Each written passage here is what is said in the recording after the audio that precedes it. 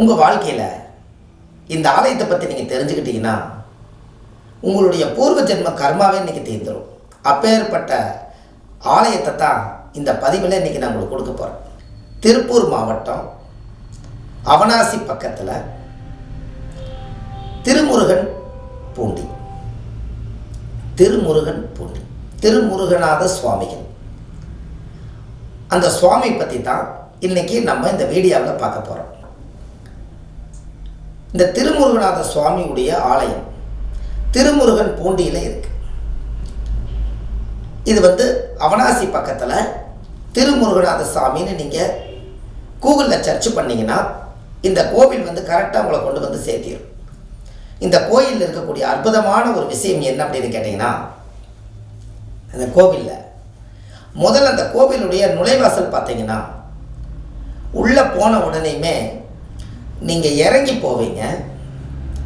கடவுளை சாமி தரிசனமெல்லாம் பண்ணிவிட்டு திருச்செந்தூர் முருகர் மாதிரி மேலே நோக்கி வருவீங்க. உங்கள் கர்மாவை எல்லாம் இறக்கி வச்சுட்டு கடவுள்கிட்ட கொண்டு போய் சமர்ப்பணம் பண்ணிவிட்டு போகும்போது அந்த சுவாமி முருகநாத சுவாமியும் சிவாலயத்தை நீங்கள் பார்த்துட்டு நீங்கள் புண்ணியத்தை வாங்கிட்டு மேல் நோக்கி வருவீங்க. உங்கள் வாழ்க்கையும் மேல் நோக்கி வளரும்.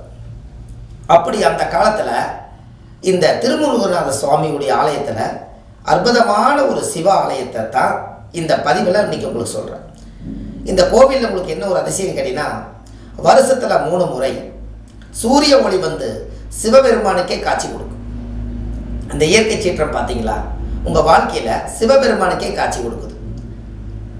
3 நாளைக்கு அப்படியே சூரியன் அந்தி சாயும் பொழுது நேரம் அப்படியே சூரியன் அந்த கோவிலில் அப்படியே கீழே படிப்படியாக அந்த சிவ ஆலயத்தினுடைய கருவறையை பின்னாடி அப்படியே பார்த்தீங்கன்னா ஒரு ஃபோக்கஸ் லைட் எவ்வளோ பவர் இருக்குமோ அவ்வளோ பவர் சிவனுக்கு பின்னாடி ஃபுல்லாக கொஞ்சம் நேரம் இருக்கும்.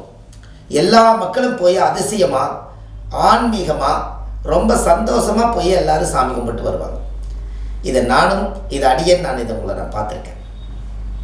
இந்த ஸ்தலத்தில் என்ன ஒரு யோகம்னு கேட்டிங்கன்னா, 6 முகம் உள்ள கடவுள், 6 முகம் முருகநாதர் சுவாமி இருக்குது. அதில் பாருங்கள், 5 முகம் முன்னாடி இருக்கும், 1 முகம் மட்டும் பின்னாடி இருக்கும். அது கண்ணாடியில் பார்த்து தரிசனம் பண்ணுற மாதிரி அந்த ஆலயம் அமைச்சிருப்பாங்க முன்னோர்கள். இந்த ஆலயம் 1000 ஆண்டுகளுக்கு முன்பு பழமையான ஆலயம்.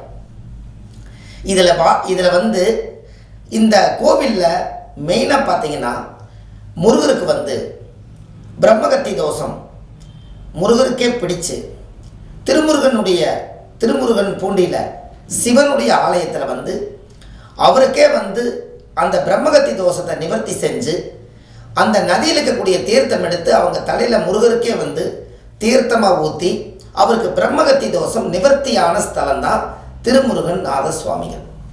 அதனால் முருகரே இங்கே காட்சி கொடுத்து முருகரே சிவனை வழிபட்ட ஸ்தலம். அதனால தான் உங்களுக்கு அந்த ஊரில் உள்ளே இருக்கக்கூடிய கோவில் சிவன் தான். ஆனால் முருகரே வந்ததுனால அவர் காட்சி முருகரவே சிவன் வழிபட்டதுனால தான் முருகர் வந்ததுனால அதுக்கு பேர் திருமுருகன் பூண்டி என்று பொருள். இந்த ஆலயம் நீங்கள் வாழ்க்கையில் ஒரே ஒரு முறை அந்த மண்ணை மிதிச்சிங்கன்னா உங்கள் ஜாதகத்தில் இருக்கக்கூடிய அனைத்து தோஷம் நிவர்த்தியாகும். ஏன்னா அப்பேற்பட்ட ஆலயம் அது. திருச்செந்தூர் யாரெல்லாம் முருகனை போய் தரிசனம் பண்ணுறதுக்கு ரொம்ப தூரமாக இருக்குதுன்னு நினைக்கக்கூடியவர்கள் அல்லது திருச்செந்தூர் போக முடியாதவர்கள் சேம் அப்படியே பார்த்தீங்கன்னா கீழ் நோக்கி போய் மேல் நோக்கி வரக்கூடியது 2 ஸ்தலம் தான். இந்த ஸ்தலத்தில் அங்கே மெயின் திருமுருகநாத சுவாமியுடைய ஆலயம் அல்லது கடற்கரையோரத்தில் இருக்கக்கூடிய திருச்செந்தூர் முருகர். இந்த ஆலயமெல்லாம் இப்படி ஒரு ஸ்தலங்கள் அந்த காலத்தில் முன்னோர்கள் இதை உருவாக்கி வச்சதுனால இந்த பதிவில் உங்களுக்கு நான் கொடுக்கறது ஒரு அற்புதமான ஒரு விஷயம்தான். அதனால தான் கண்டிப்பாக இந்த ஆலயத்தை பற்றி நீங்கள் தெரிஞ்சுக்கணும். இந்த கோவிலில் நீங்கள் உள்ளே போன உடனே முருகர் ஃபஸ்ட்டு எடுத்தோடனே உங்களுக்கு முருகர் தான் காட்சி கொடுப்பாரு. அதுக்கப்புறம் நீங்கள் சிவனை வழிபாடு பண்ணிவிட்டு நீங்கள் வெளியில் வந்தீங்கன்னா உங்களுக்கு நவகிரகம் காலபைரவர், உங்களுக்கு காலத்தை நிர்ணயம் பண்ணக்கூடியவர் காலபைரவர், உங்கள் வாழ்க்கையில் இருக்கக்கூடிய எல்லா தோஷத்தையும் நிவர்த்தி பண்ணுறதுக்காக பல தெய்வங்கள் தட்சணாமூர்த்தியோடு சேர்த்து எல்லா தெய்வத்தையும் அந்த காலத்திலே முன்னோர்கள் அதை உருவாக்கி வச்சுருக்காங்க. அப்போ இந்த திருமுருகன் பூண்டியில் நீங்கள் செவ்வாதோஷம் யாருக்கெல்லாம் ஜாதகத்தில் செவ்வாய் தோஷம் இருக்கிறதோ, ஏன்னா முருகன் வந்தாலே அது மேசமும் விருச்சிகம் தான் வரும், அது செவ்வாயுடைய வீடாக தான் வரும். அப்போ யாருடைய ஜாதகத்தில எல்லாம் செவ்வாய் தோஷம் ஒருத்தருக்கு இருக்கிறதோ அவங்க வந்து திருமுருகநாத சுவாமி திருமுருகன் பூண்டியில் வந்து 6 விளக்கு ஏற்றி தேங்காய் பழம் பூமாலை கல்கண்டு வாங்கி அர்ச்சனை பண்ணி நீங்கள் வழிபட்டு போனீங்கன்னா உங்கள் ஜாதகத்தில் இருக்கிற தோஷமெல்லாம் நிவர்த்தியாகும்.